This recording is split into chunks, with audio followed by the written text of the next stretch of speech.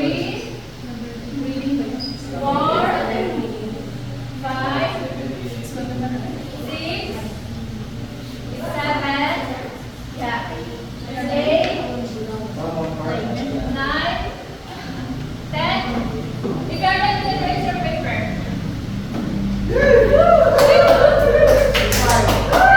Very good. You are so fast in the answering. So, what is your course? Group 1? Reading. Okay. Group 2? Close reading. And group 3? Did you really form the jumble words or just reading the answer? Did you? Really? Yes, ma'am. Okay, very good. And the fourth? It's discussion. And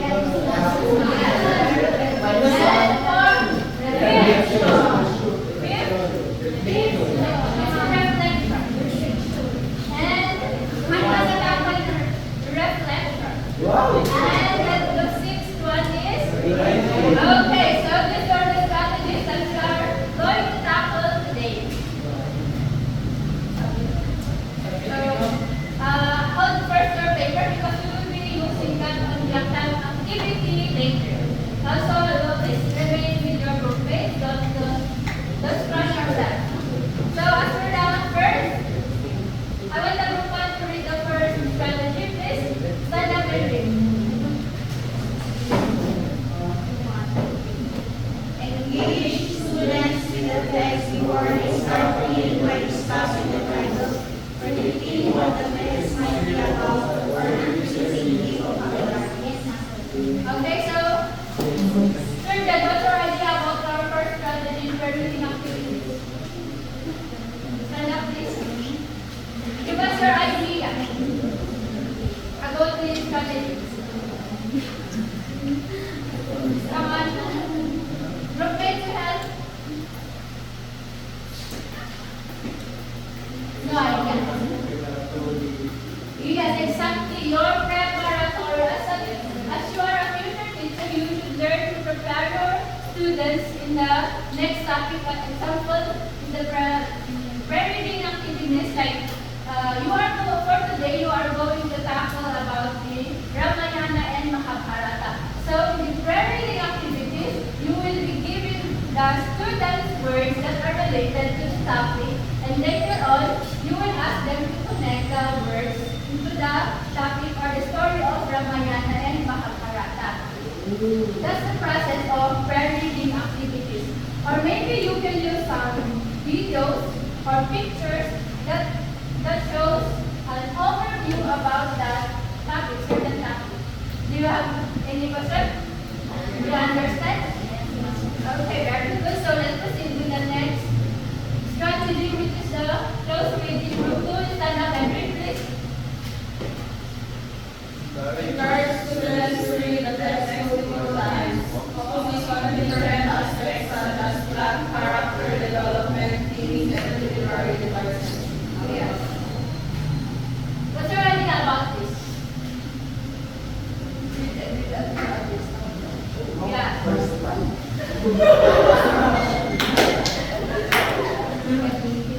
Yes. Thank you, Mercy. So, in close reading, after you have given an overview on the student, you will be providing them the copy of your topic. Like example, my example a while ago is the Ramayana and Mahabharata will be your topic.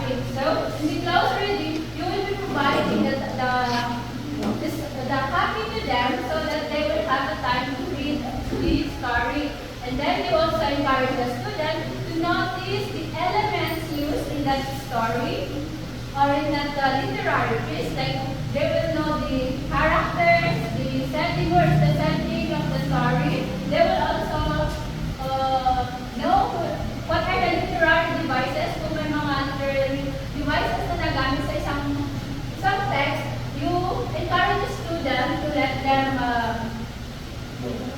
know in that text. Question? Are we clear with the close reading? Yes. And also the close reading, you give them you should give them a time to read it themselves. Let's proceed with the third, which is the text analysis, group 3. Madam Berry. Break down the text into smaller sections and analyze. So, have you done an activity such as text analysis? So, what did you do with the text analysis? Summarizing. Yes, very good. Ano pa? Yes. So, in the text analysis, you are going to teach the student to analyze text. So, in here, you as sabi na dito, what are the literary elements used in the text? As you analyze one literary text, you are going also to also point out the point of view of the author. Ano ba gusto niyang ipahayag? What are also the themes and also the same with the characters? Example of this is you give the student an pyramid of that summary. This is also one strategy to let the student make a text analysis where they make a summary of a text where they will differentiate the rising and the falling action, which is the words, the climax, and where is the denouement. Understood? Yes. Just raise your hand if you have any question or am I too fast? No. Okay. So let's proceed with the next strategy. For group 4, you stand up and read and also give us your insight about it. Come on. Discussion and reflection. Foster class discussions about the text to deepen understanding. Encourage students to share their interpretations, ask questions, and make connections to their life. What I was about? As what have written their mom. Let's encouraging students to share their interpretation, what they understand about that piece, and let them resonate with that. Yes. Yes, very good. That's a very good explanation. Thank you. So in here, the discussion and reflection, you can, as a teacher, you can group your students to have a group discussion in a certain literary piece. So if your topic is the Banganan and Mahabharata, let them discuss, let them reflect on the story, and in the sharing of in the discussion and in the sharing, you are also encouraging the students to speak themselves, to reflect on the story and connect themselves on that literary piece. In here, you are also encouraging them to practice their speaking skill. You get it? So for the fifth, group 5, please stand up. 1, 2, 3. Class, students. 1 second. Come on. 1, 2, 3. Writing activities. Our students respond to the text through writing activities.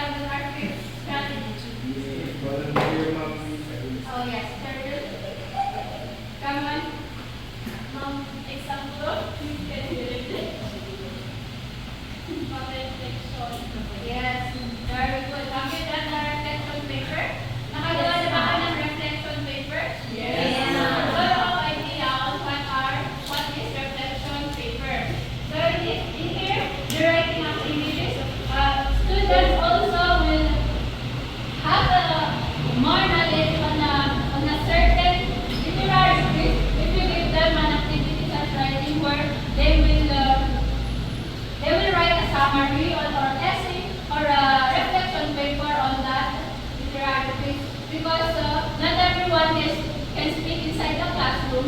Writing activities may help also students, those students who are more comfortable in writing their ideas, in expressing their ideas through writing.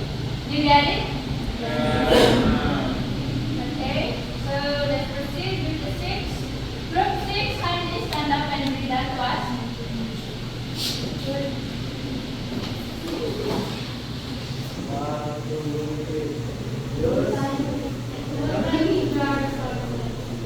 Use multimedia sources such as videos, audio recordings, or visual aids to enhance students' understanding of the text and reading. Okay, thank you. So I think you understand the narrative strategy. Yes, Maui. I can hear you. Based from the explanation, we use any social media platforms or anything that is educational. Yes, very good. That's practical. And for the multimedia sources, as a future teacher, you also need to be resourceful in teaching. If the student cannot understand in reading, if the student cannot understand by you reading the literary text, you can use the multimedia resources such as video. Handa talaga maawasan the story of Canada. You let them view a video of the literary text, so baka in that way they can understand. I guess ba? Yes. Para in that way it also bring life to inside the classroom, especially to high schools. Ito gusto nila na manood. If they cannot understand the Romeo and Juliet in your just by reading or just by you explaining, let them watch and enjoy the video and ask them if they have understood the rest. Did you get it? Okay. So for the last one, how did you do it? Differentiated instruction. Consider the diverse learning needs of students and provide opportunities for them to engage with text in different ways, such as through group work, independent reading, or multimedia projects. Tulad yung sinasabi ko sa inyo na your students, hindi sila pare-pareho ng learning skills, learning strategies. So you have to think of different instruction na lahat nakaka-relate, no one is behind. And also you can give them a group work. And yes, also independent reading and multimedia projects. Kasi you don't know, some of your students are good in editing, good in writing, yes, and some are more productive in group works. That's why you also as a teacher, you have to learn, you have to know your students so that you know what is the effective activity or strategy that works on your students. Now, do you have any questions? Are you sure? If you don't have any question, I will be the one asking question for you. So, what are the strategies that we just have discussed? 7 strategies. What is the first one? Reading, close reading, text analysis, discussion and reflection. What again? Come again? Discussion and reflection. Writing activities. And that's it. Multimedia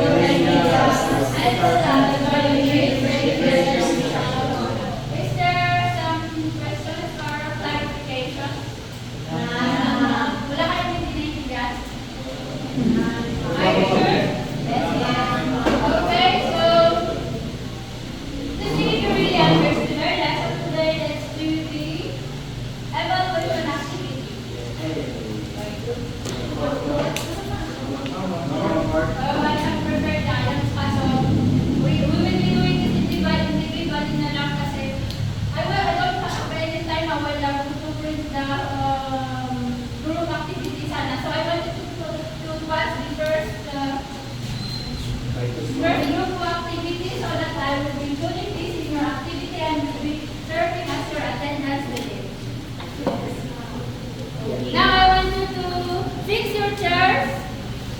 But this is an individual evaluation. How much parents with each other?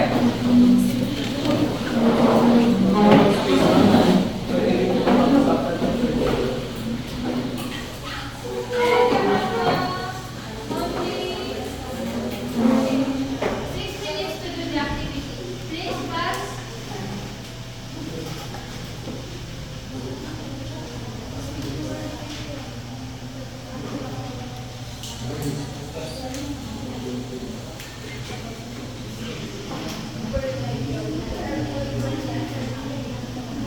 Please write your answers before the definition.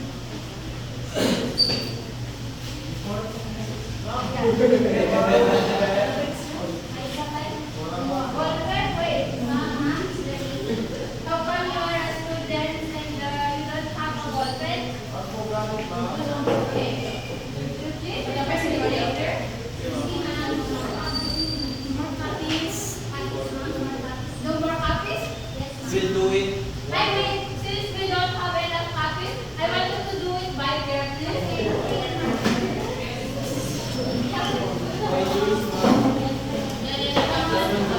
Do it by pair. Since that is by pair, you have only 5 minutes to do that. Those who are comfortable of answering it individually, you can do it also. You can do it individually. As long as it's okay.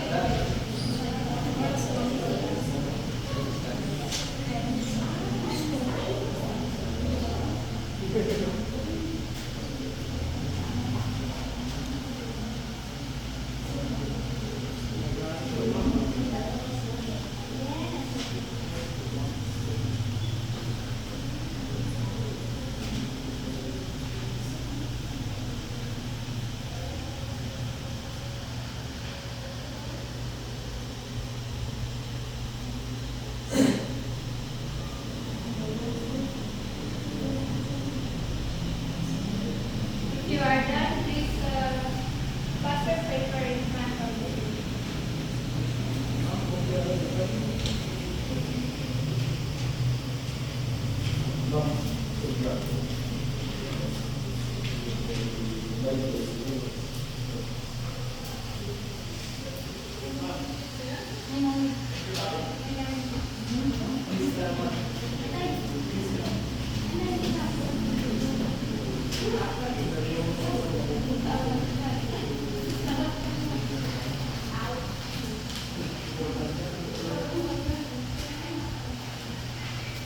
Everyone is done with the activity?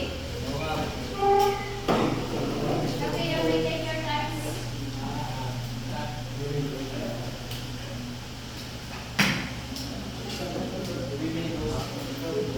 No, you wait for the other.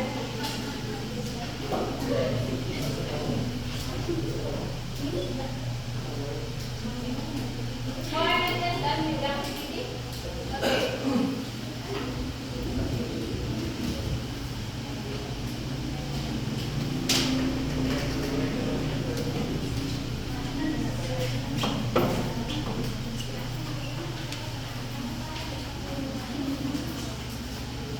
Nakapag-submit na ba